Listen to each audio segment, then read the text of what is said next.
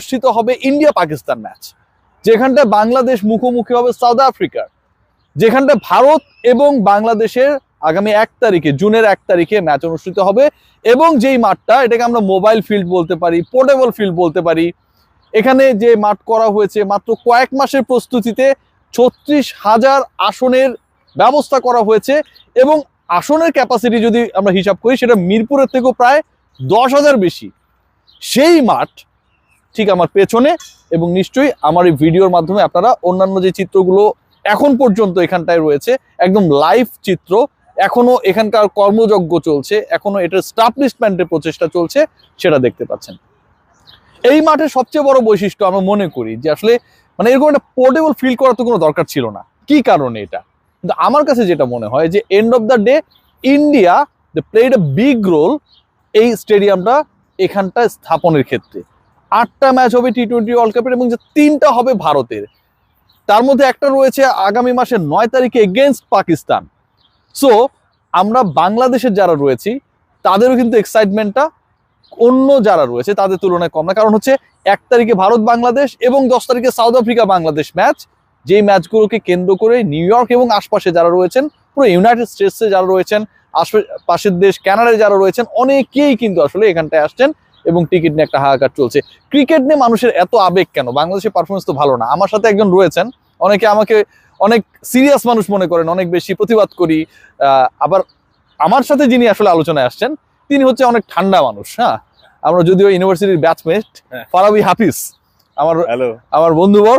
তো ফারাবি, ফাইনালি আপনি আমি স্ক্রিন শেয়ার করছি একসাথে, মানে এর আগে আমার সৌভাগ্য, না না এটা আমার সৌভাগ্য যে আমরা এর আগে যখন করেছিলাম ওই সময় আমরা একই সাথে কলিগ ছিলাম, এবং আমি আউটডোরে আপনি ইনডোরে, এরকম একটা সিচুয়েশন ছিল।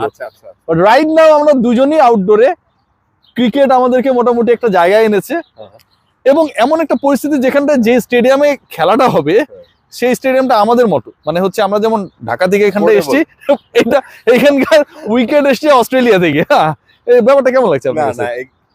আমেরিকানরা তো এরা তো আসলে ক্রিকেট ন্যাশন না, একদমই। তারা যেটা করছে এটা আমার কাছে একটু বেশি বেশি মনে হয়েছে যে আমার মানে ইউএসএ তে এসে একটা ক্রিকেট টুর্নামেন্ট বা ওয়ার্ল্ড কাপের মতো একটা আসর বসতে পারে, সেটা আমার মাথায় ছিল না যদি এটা আসলে না ঘটে। মানে আমরা আসলে আশ্চর্য হয়েছি।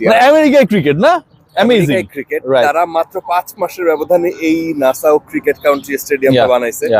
এবং আমরা যেই কাজটা এর আগে কাতার ওয়ার্ল্ড কাপে দেখেছি, right, portable stadium, mobile stadium, right, এটা এখান থেকে সরাই নিয়ে যাবে হয়তো এরপরে একদম। এবং এই শুধুমাত্র ক্রিকেটকে কেন্দ্র করে মাত্র 8টা ম্যাচকে কেন্দ্র করে একটা স্টেডিয়াম তারা বানাইতে ফেলতে পারে, এটাই হচ্ছে আমেরিকা।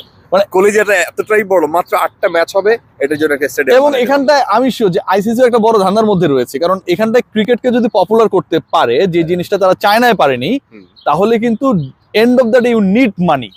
সো আমেরিকান মানি মানে ইটস ডলার না, এই কারণে আমি দেখতেছিলাম যারা sponsor, Zee, Star Sports, Sky Sports, তারপরে ইএসপিএন, স্কাই, ইন্ডাসল্যান্ড ব্যাংক, হ্যাঁ একদমই একদমই, এবং অলমোস্ট সব কোম্পানি হচ্ছে ইন্ডিয়ান। এবং ইন্ডিয়ানরা আসলে তারা তো ক্রিকেট নেশন, যদি এককভাবে ক্রিকেট, রিসেন্টলি আইপিএল শেষ হইলো হচ্ছে মানে ইন্ডিয়াতে, পুরো ইন্ডিয়াতে আপনি দেখছেন যে আইপিএল মানে পুরো বিশ্বে এটা একটা বিশাল হাইপ আমরা দেখেছি, অন্যরকম একটা ব্যাপার।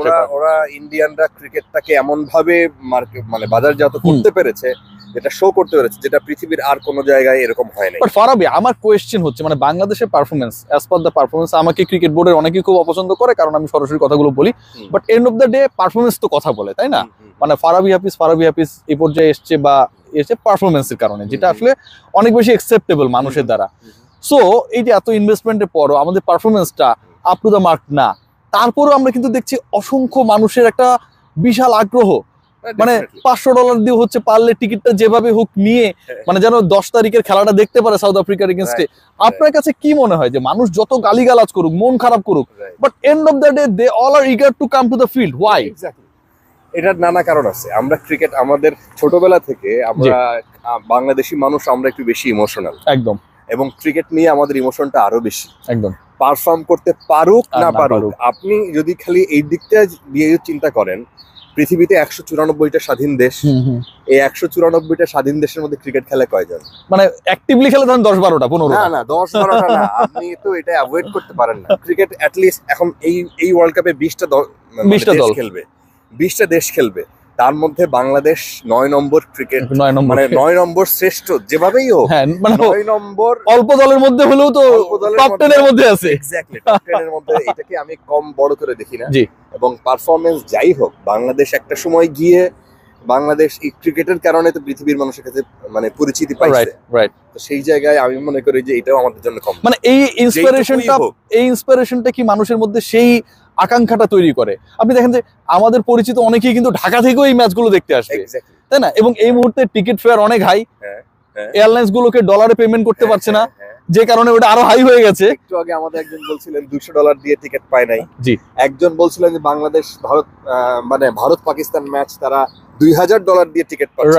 রাইট। সো তার মানে ফ্যাক্ট, একদমই, ফ্যাক্ট, একদমই, বাংলাদেশ ফ্যাক্ট এই জায়গায়। একদমই। সো আমাদের পারফরমেন্স যেটুকুই হোক, হইতে পারে একটু কমে গেছে। জি। লাস্ট সিরিজটা ইউএস এর সাথে এখানে আসার পরে যা দেখাইছে, একদমই, মন খারাপ হয়েছে, ব্যথিত হয়েছি, বাট তারপরও আমরা ক্রিকেটের সাথে আছি।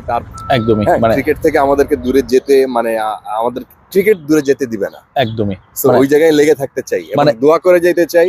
আপনার দর্শকদেরকে বলবো যে যত গালি দেন, যত হাবিজাবি বলেন, ক্রিকেটকে তো অস্বীকার করতে পারবেন না। এই ক্রিকেট আমাদেরকে, মানে আমাদের সবচেয়ে বড় বাস্তবতা হচ্ছে ক্রিকেট, এবং আমাদের জীবনকে, আমাদের প্রজন্মকে আসলে একটা, মানে আপনি যদি মানে হিসাব নিকাশের বাইরে গিয়ে ভালোবাসার জায়গা খোঁজার চেষ্টা করেন, যেই প্রেমিক ব্যর্থ হয়েছে প্রেমে সেও ক্রিকেট খেলা দেখে, আর যে সফল হয়েছে সেও মনে করে যে আসলে ক্রিকেট খেলাটা দেখা দরকার, কারণ হচ্ছে এটা হচ্ছে আমার প্রেমের সাফল্যের মতোই হয়তো, ঠিক না?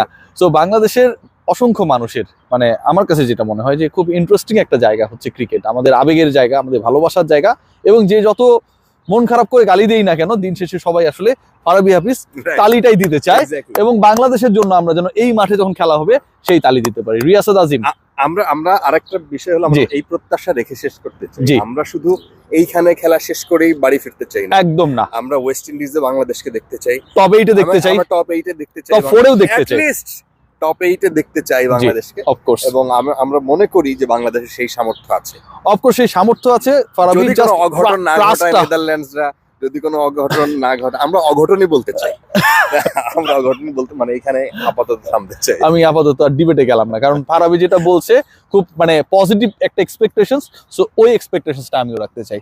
সাইনিং আউট, রিয়াসাত আজিম। সবাই ভালো থাকবেন, টেক গ্রেট কেয়ার, ক্রিকেটের সাথে থাকবেন।